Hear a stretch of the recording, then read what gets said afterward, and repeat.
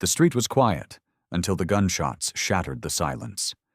When cops kill a little boy's police dog, unaware his father is the most lethal Delta Force commander ever.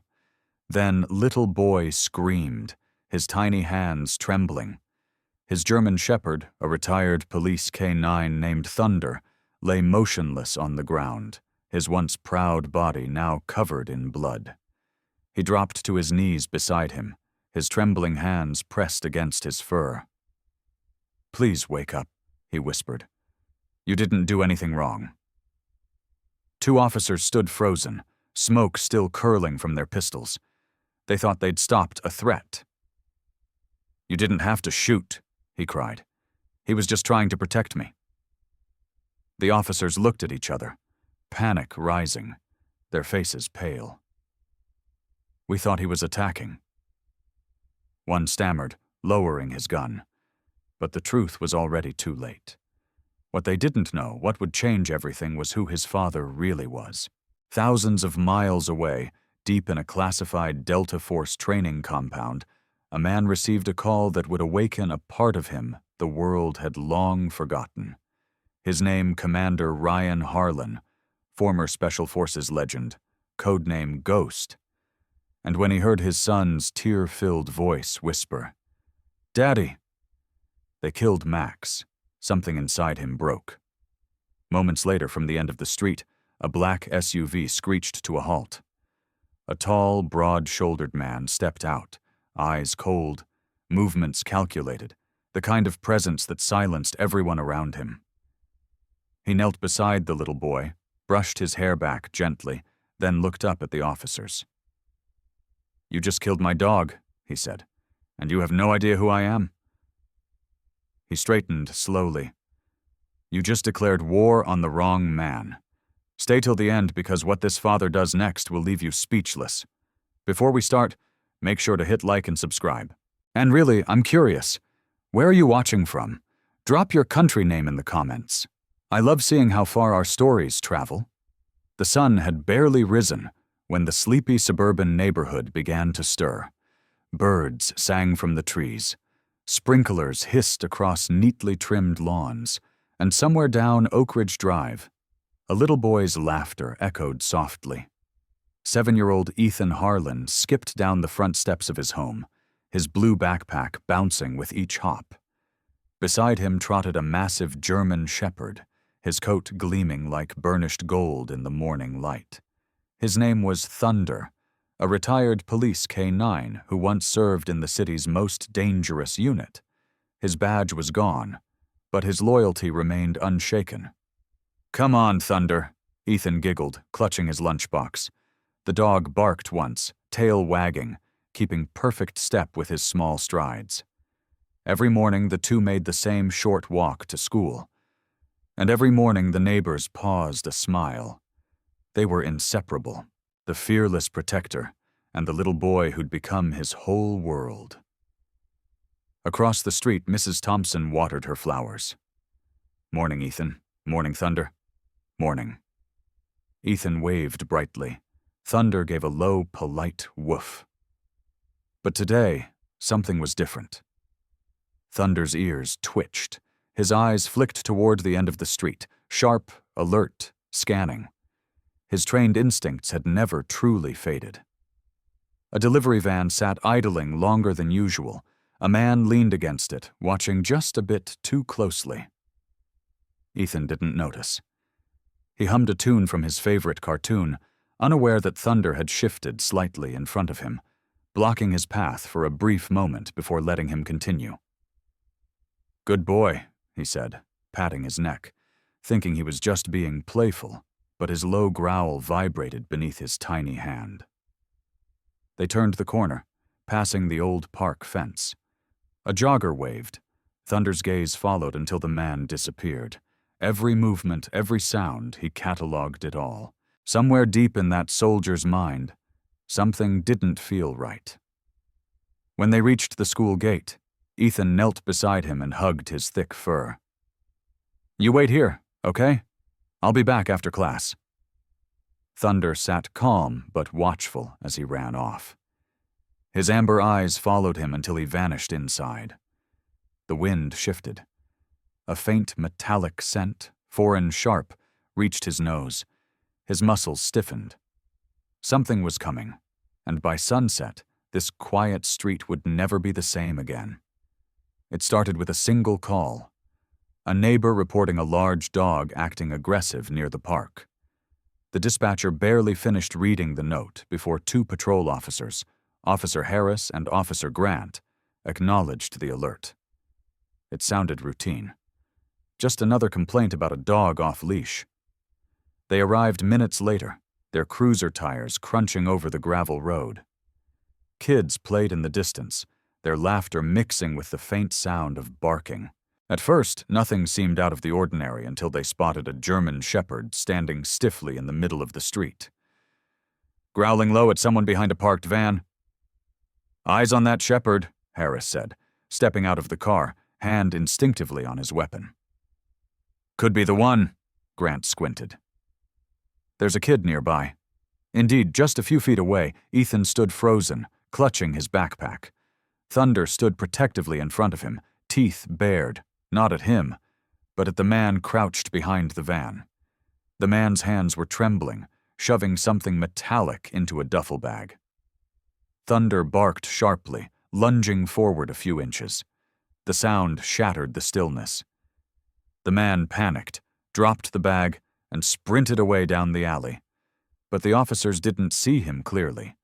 They only saw the sudden movement, the barking, the child's frightened cry. "Gun! The dog's attacking the boy," Harris shouted. But Grant hesitated. "Wait!" But it was too late. A deafening shot rang out, echoing across the park. Ethan screamed. Thunder staggered, his powerful frame collapsing onto the concrete. A dark stain spread quickly beneath him. For a second, there was silence. Then chaos. The officers froze in disbelief, adrenaline crashing into guilt. Grant rushed forward, his voice trembling. "Oh my God, the boy! Is he hurt?" Ethan dropped to his knees, wrapping his arms around Thunder's neck. "No, no, Thunder! Wake up!" he sobbed. The dog let out a soft whine, trying to lift his head, eyes filled with pain, but still searching for his face. Neighbors rushed out from their homes. Someone shouted. They shot the dog. Phones came up. Cameras clicked. The officers tried to explain, but no one listened. He was attacking.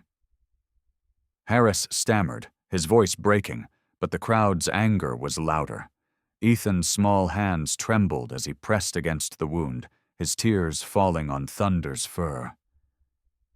"He was saving me," he whispered through sobs. Thunder's breathing grew shallow. His tail thumped weakly once, as if trying to comfort him one last time, and then stillness. Grant looked away, sick to his stomach. Harris's hands shook around his gun.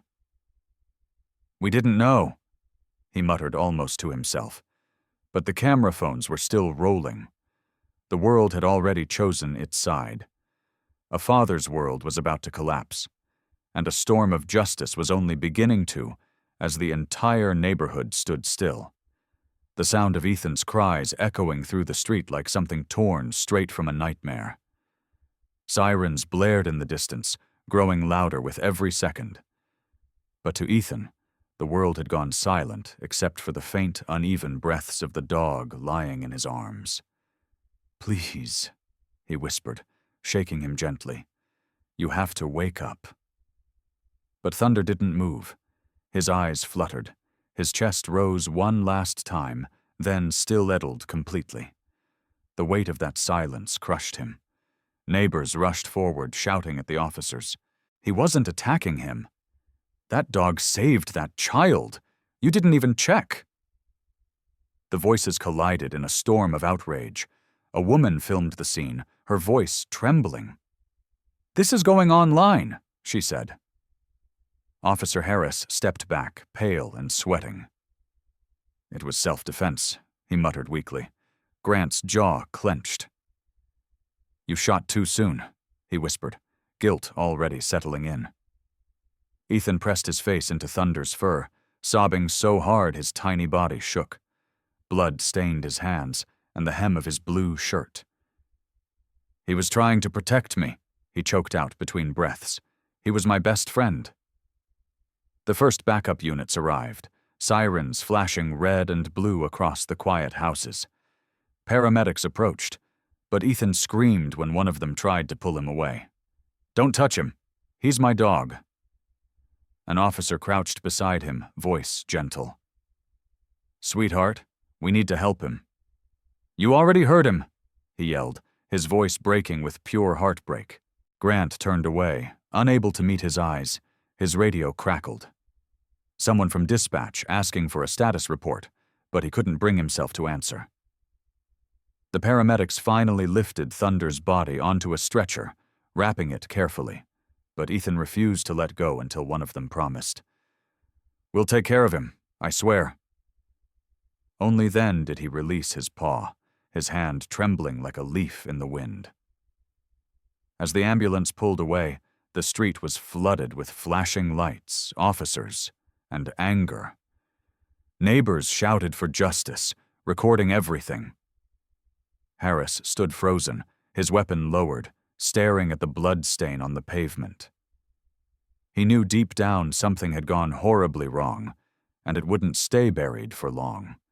Because somewhere, miles away, a man was about to get a phone call that would turn grief into fury, and fury into vengeance. The sound of tires screeching against asphalt shattered the tense silence. A black SUV swerved to a halt in front of the flashing police lights. Its door flew open before the engine even stopped. A man stepped out, tall, broad-shouldered, wearing a plain black t-shirt and cargo pants. His face was calm, but there was something in his eyes that made even the armed officers instinctively take a step back. Ryan Harlan had arrived. He didn't need to ask where his son was. The moment he saw the small figure kneeling on the pavement beside a bloodstain, everything else around him faded away.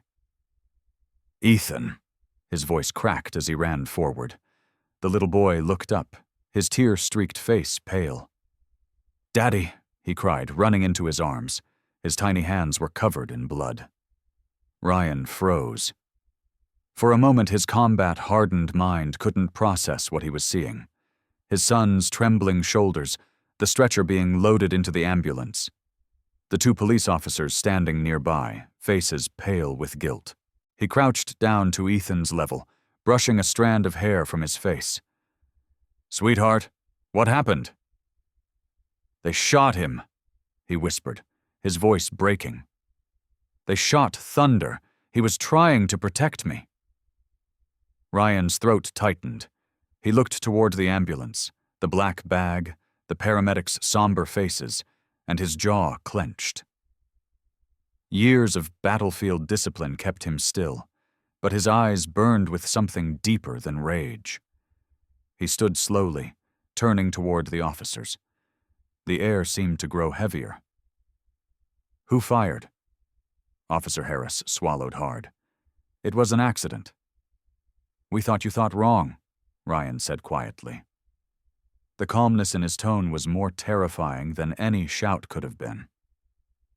One of the sergeants approached, trying to defuse the situation. "Sir, I understand you're upset, but we'll conduct a full investigation." Ryan's gaze snapped to him. "Investigation?" he repeated. "My 7-year-old watched his best friend die in his arms. There's nothing to investigate. You killed a hero." The sergeant opened his mouth to reply, but no words came. Ryan turned back to his son. His small fingers clung to his sleeve, and when he lifted him into his arms, his sobs quieted into soft hiccups. He carried him to the SUV, pausing only once to look back at the blood-stained street. His eyes swept over the two officers, memorizing their faces with the precision of a man trained to remember targets. "Daddy," Ethan whispered weakly, "is Thunder going to be okay?" Ryan didn't answer. He looked up at the sky, his expression unreadable. Then he whispered to himself, words no one else could hear. "I'll find the truth. I promise. And when a soldier makes a promise, the world learns what it costs to break it." The next morning, the world moved on, but Ryan Harlan didn't. The house was unnaturally quiet. Ethan sat curled on the couch, clutching Thunder's worn leather collar against his chest. The faint jingling of the dog tag was the only sound in the room. He hadn't spoken since last night. Every few minutes, his small fingers brushed the tag, as if he could still feel his protector's heartbeat through it. Ryan stood by the window, unmoving. He'd been awake all night, staring out into the empty street. The calm mask on his face hid the storm underneath. In the military, they used to call him the Ghost, because when he went silent, people disappeared. But now that silence had returned, and it was colder than ever. On the coffee table lay the official report. Incident involving aggressive animal. Officers acted in self-defense. Ryan's jaw tightened as he read it. There was no mention of the man Thunder had been barking at. No note of the fleeing suspect. Just a sanitized story meant to bury the truth. He took a deep breath, forcing down the anger clawing at his chest. Fury wouldn't bring Thunder back. Precision would. He crossed the room, knelt beside Ethan, and gently lifted the collar from his trembling hands. "He was brave," he said softly. "And he was right. I need you to be brave too." "Okay." Ethan nodded, tears streaming silently. Ryan kissed the top of his head, then stood. His voice was steady, but there was something lethal beneath it.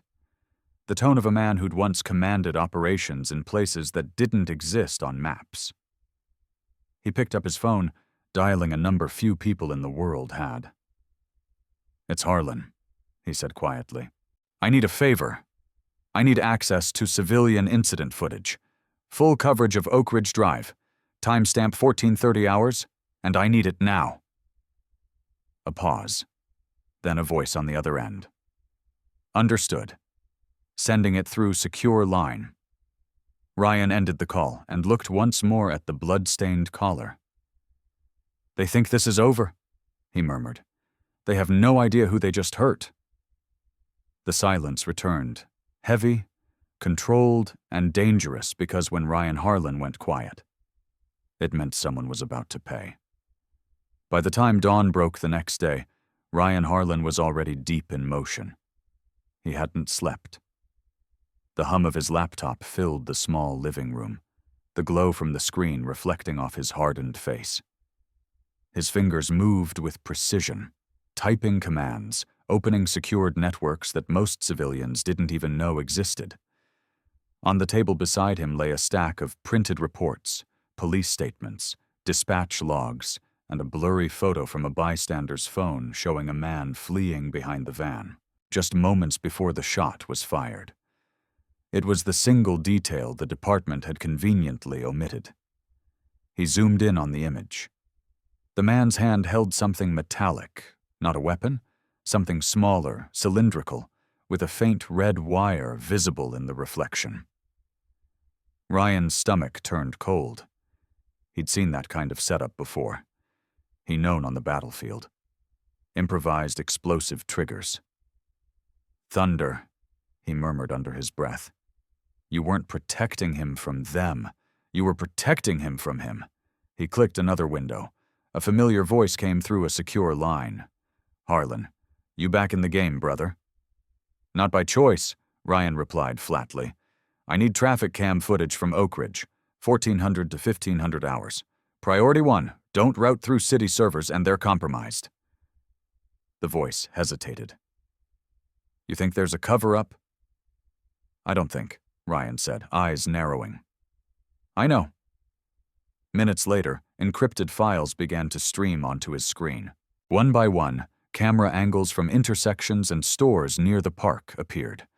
He played them simultaneously, our frame by frame. And there it was, a black van parked 3 blocks away, a man getting out with a duffel bag, Thunder appearing in frame, barking, pulling Ethan back just before the man moved.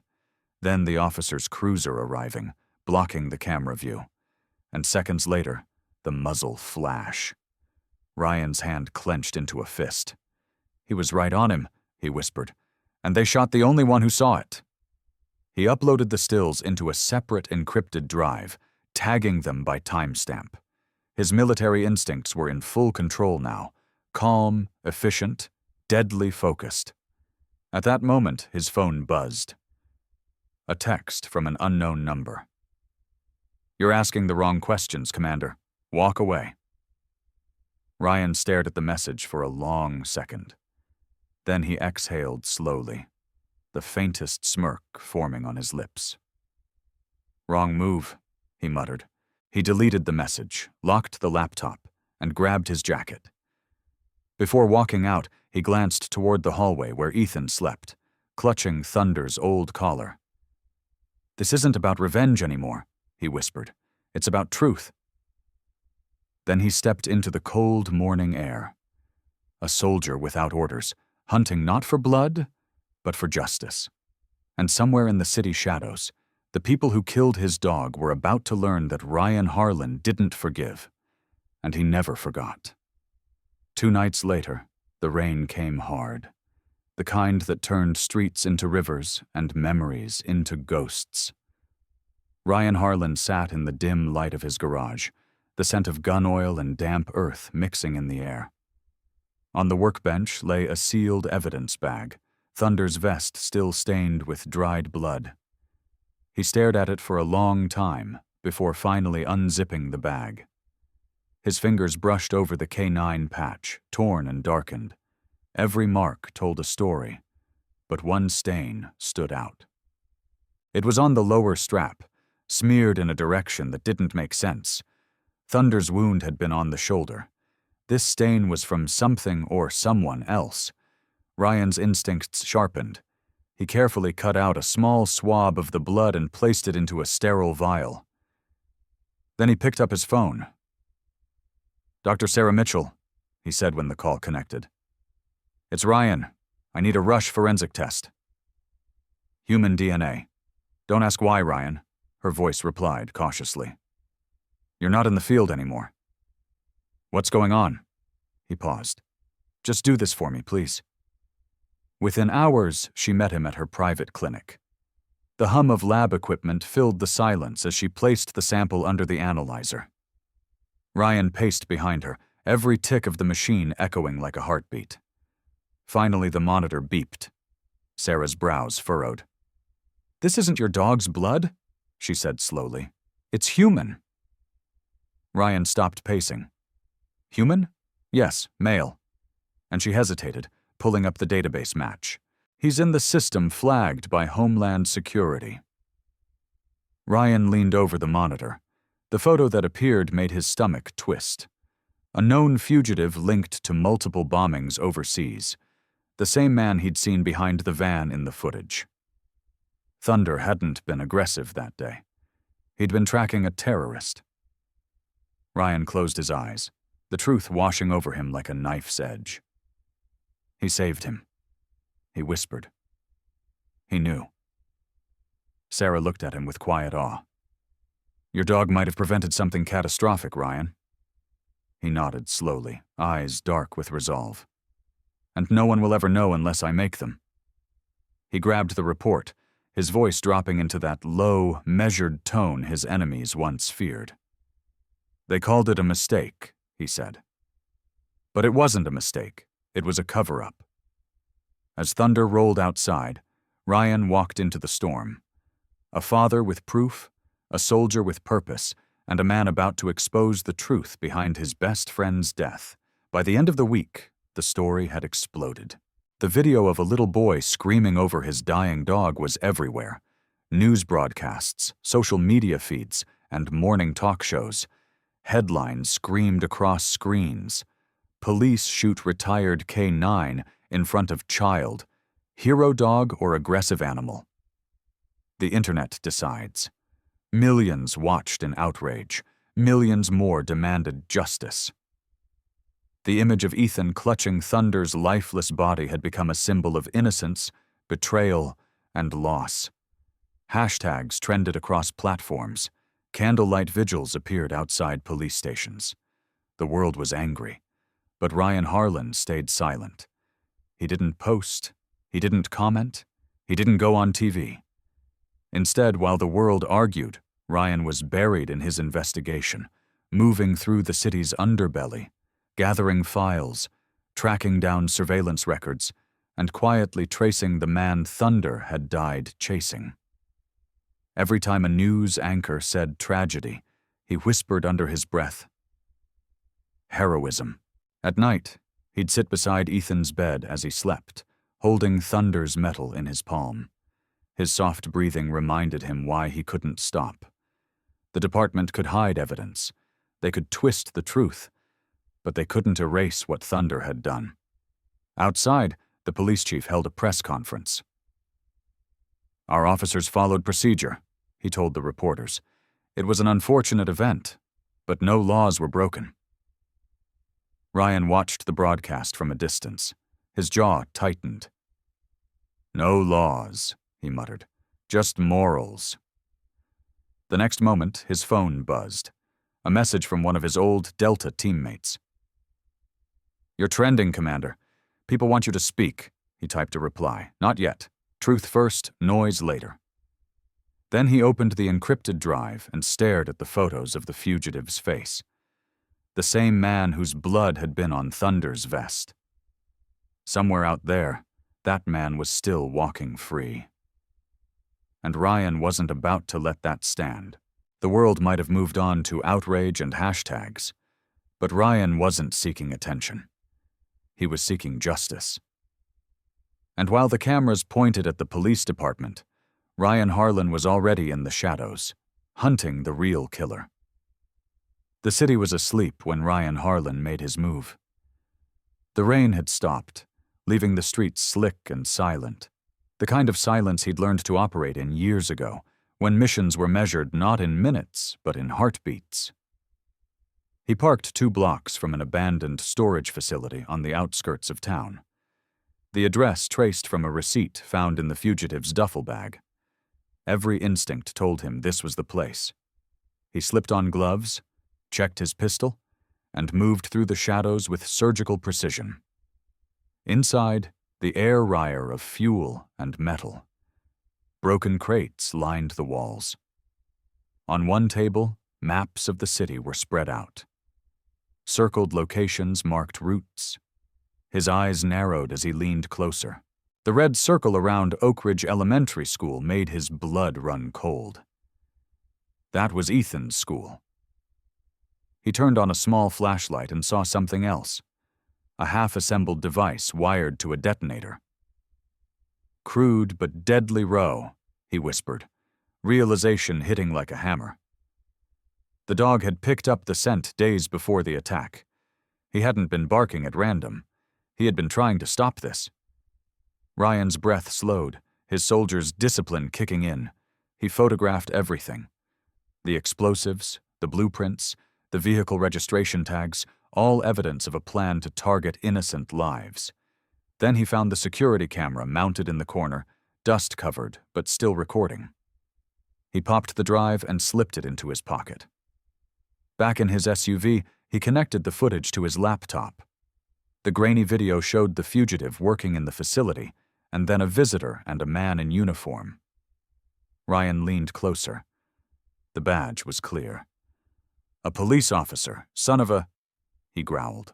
The truth snapped into focus. The shooting wasn't a mistake.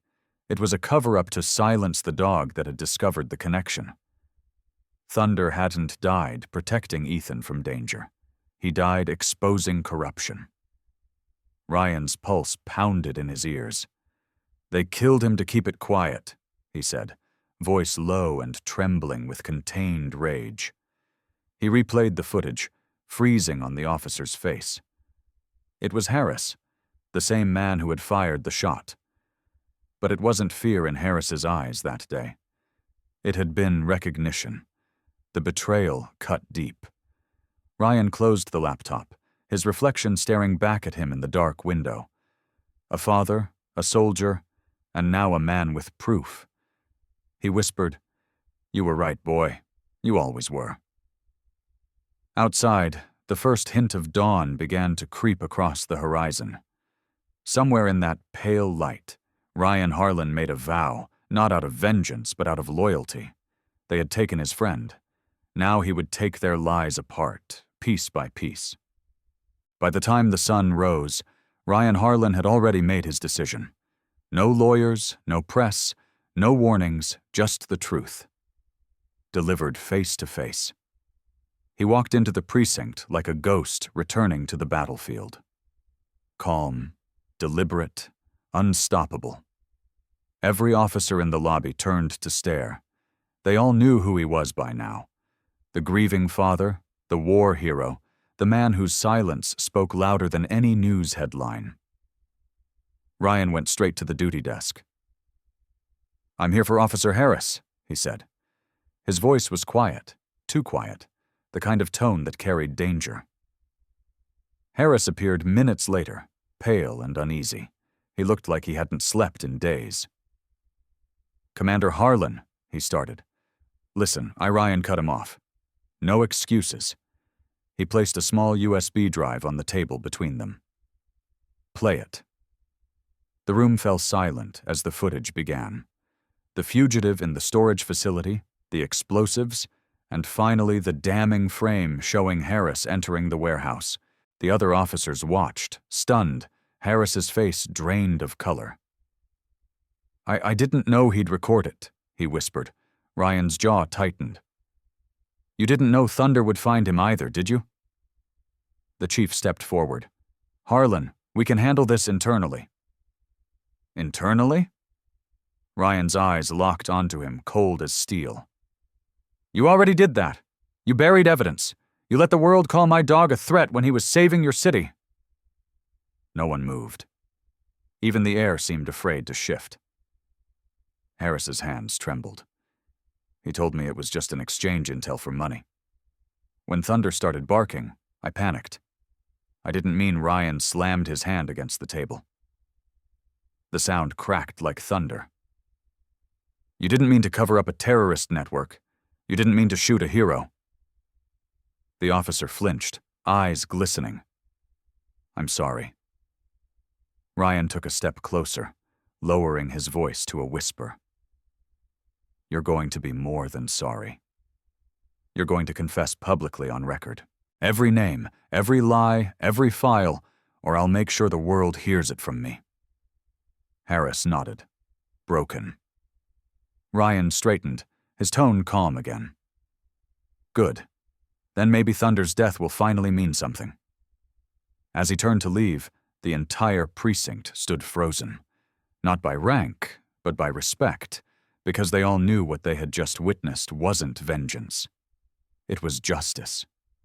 For days, the city buzzed with whispers. The footage had leaked, not through the police department, but through Ryan Harlan himself. Every news channel replayed the evidence: the fugitive's workshop, the explosives, the officers' secret meeting. The truth was out, and it hit the nation like a thunderclap. Thunder, the dog once labeled aggressive, was now hailed as a hero who had stopped a terror attack before it began. Crowds gathered outside the Harlan home, leaving flowers, flags, and dog collars on the gate. But Ryan didn't celebrate. He wasn't interested in fame or sympathy. He spent his night sitting by the fireplace, staring at the folded K9 vest on the table, the one Thunder had worn on his final day. A knock came at the door. It was the police chief, hat in hand. "Commander Harlan," he said quietly, "the department owes you and your son an apology. What happened should never have happened." Ryan studied him for a long moment, then nodded once. "It's not me you owe," he said. "It's him." The chief's voice wavered. "We're arranging a full military funeral. Honors, flag detail, everything. He deserves it." Ryan exhaled slowly, eyes glinting in the firelight. "He doesn't need a funeral," he murmured. "He needs remembrance." That night, Ryan drove out to the old police training grounds, Thunder's second home. He walked the empty field, the rain soaking his jacket, and knelt in the mud where Thunder used to run drills. He whispered, "You found the truth, boy. I just made sure the world heard it."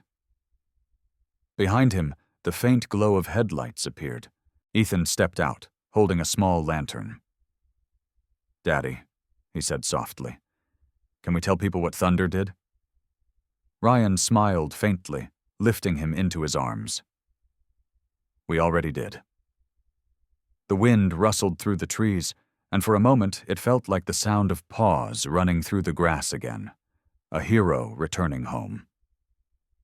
The truth was no longer hidden. And in the silence of that field, Ryan Harlan finally allowed himself to breathe. A week later, the morning sun spilled across the Harlan porch as the mail truck pulled up. The driver handed Ryan a thick, cream-colored envelope, sealed with a golden crest. The handwriting on the front was bold and unmistakable. The White House. Ryan turned it over slowly, his military instinct stirring even before he opened it. Inside was a formal letter on crisp parchment, embossed with the presidential seal. He unfolded it carefully, reading every word aloud, his voice steady, though his throat tightened with every sentence. "Commander Ryan Harlan, in recognition of extraordinary service and sacrifice, the United States honors your K-9 companion, Thunder, with the Medal of Valor. His actions directly prevented a terrorist attack, saving countless innocent lives. His courage reflects the highest ideals of duty, loyalty, and love.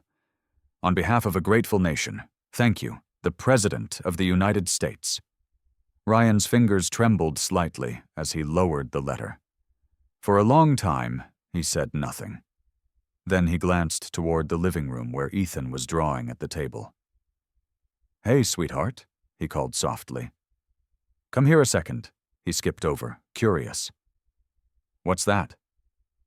He knelt down to his level, showing him the metal enclosed in the envelope, gold shining and heavy with meaning. "It's for Thunder," he said quietly. "The president wanted to say thank you." Ethan's eyes widened, tears pooling instantly. "Can we show him?" Ryan smiled faintly, brushing a tear from his cheek. "We will. Every time someone remembers his story, he'll see it." Later that day, the letter and metal were placed inside a glass frame on the mantel beside Thunder's collar and photo. The sunlight hit it just right, making the metal gleam like a living flame. Ryan stood there for a while, silent, one hand resting on the frame. "You did it, buddy," he murmured. "You saved them all." Outside, the flag in their yard fluttered softly in the wind.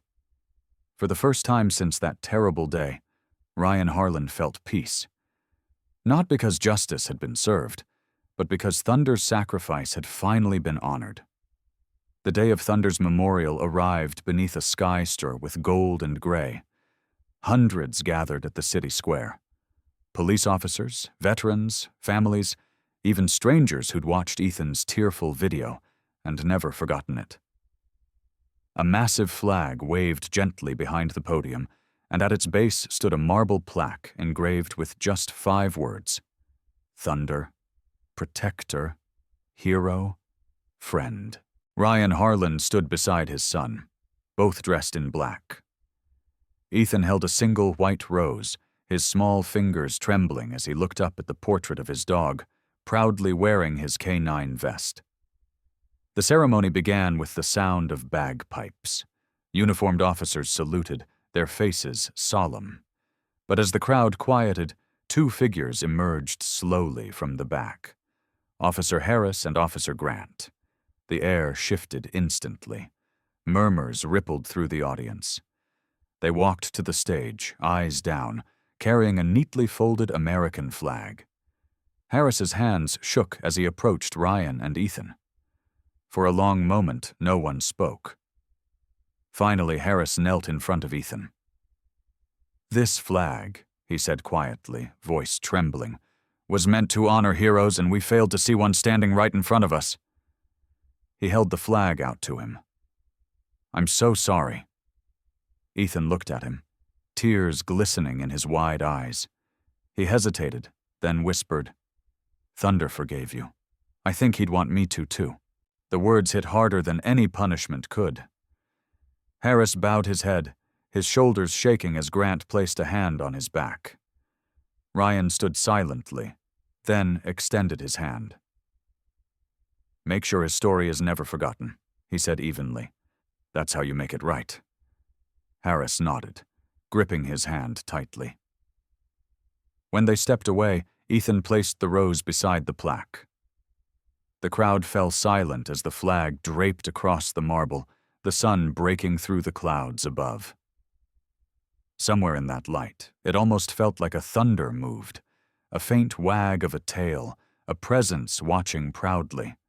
And for the first time, the city saw not a tragedy, but a legacy, one carved not in stone, but in the hearts of those who finally understood what true loyalty meant.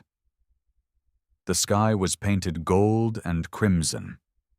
When Ryan Harlan and his son stood in their backyard, a small wooden box resting beneath the old oak tree. The air was still, heavy with the quiet kind of sorrow that lingers after justice is done. Ethan held Thunder's collar close to his chest. The metal tag caught the last rays of the sun, flashing softly like a heartbeat that refused to fade. "He liked it here," he whispered. "Under the tree. He always waited for me after school." Ryan nodded, his throat too tight to speak. He had fought wars, lost friends, faced death without flinching. But this moment broke him in a way no battlefield ever could. Together, they lowered the box into the ground. Ethan placed the collar on top, his small hands trembling. Ryan straightened, saluting with a slow, steady motion. His lips moved silently, whispering words of respect only soldiers would understand.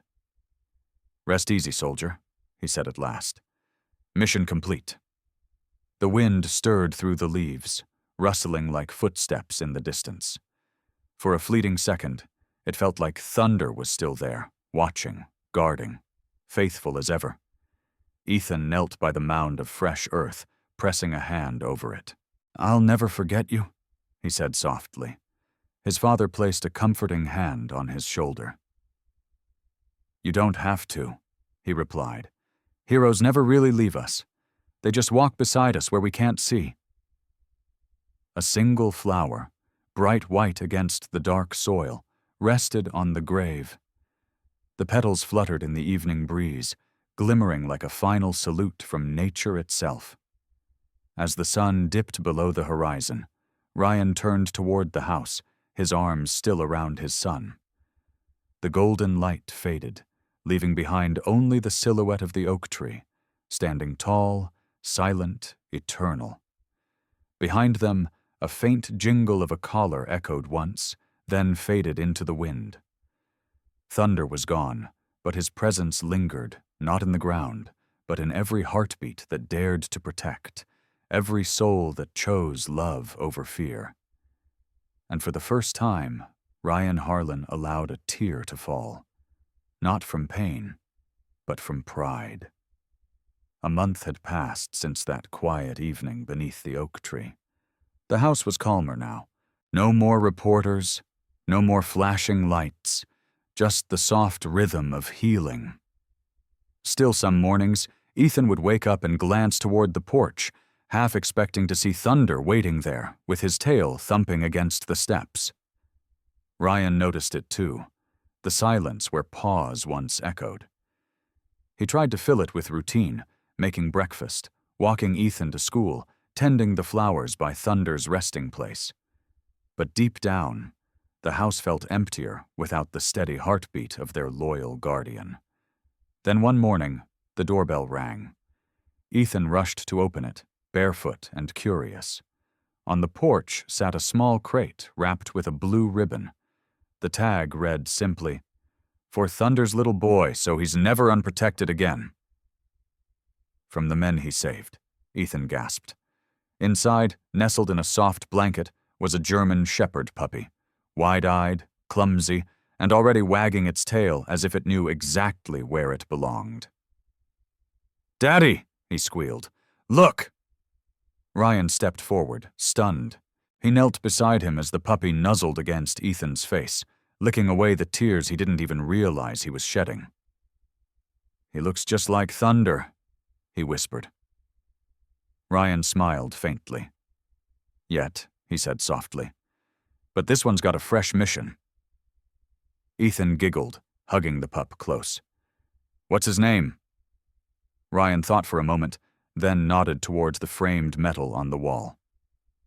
"Valor," he said, "because courage should never die." From that day on, laughter returned to the Harlan home. Every morning, a small boy and a new pup walked down the same street Thunder once guarded. The same sunlight, the same path, but now with a legacy carried forward. Neighbors smiled again, waving as the echoes of tiny footsteps and playful barks filled the air. Sometimes when the wind blew just right, Ryan swore he could hear two sets of paw, one real, one remembered, moving in perfect rhythm. He'd look toward the oak tree and whisper, "You can rest now, boy. We've got it from here." Fortum. And as the screen faded to black, the narrator's voice lingered softly. Some heroes wear badges, some wear vests, and some, like Thunder, leave paw prints on the hearts they protect forever.